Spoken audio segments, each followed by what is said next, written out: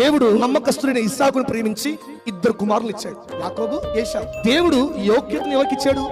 ఏశావుకి ఇచ్చాడు. తల్లి గర్భంలో ఉన్నప్పటి నుంచి ఇద్దరు కొట్లాడుతున్నారు. అయినప్పటికీ దేవుని ఏర్పాటులో జ్యేష్ఠునిగా ఏశావును పుట్టించాడు. ఏశావుకు ఆ అర్హతను, ఆ యోగ్యతను ఇవ్వాలని ప్రభు ఎన్నుకున్నాడు కనుకనే ఏశావును ముందు పుట్టించాడు. ఏశావుకి ఇచ్చిన యోగ్యతను, దేవుని ద్వారా పొందుకోవాల్సిన ప్రతి వాగ్దానాలు, తండ్రి ద్వారా వచ్చే వారసత్వాన్ని పొందుకోవాల్సిన ఏశావు ఆ యోగ్యతను పోగొట్టుకున్నాడు. దేని కొరకు? ఒక రకంగా తిండి కొరకు అని చెప్పొచ్చు, ఒక రకంగా సోమరితనం అని చెప్పొచ్చు, ఇంకో రకంగా నిర్లక్ష్యం అని చెప్పొచ్చు.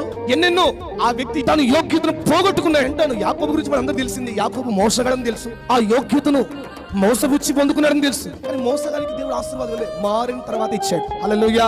కనుక నేను అంటాను, మరి మందిరానికి వస్తున్న మనము గాని ఆ యోగ్యత కలిగి ఉన్నామా?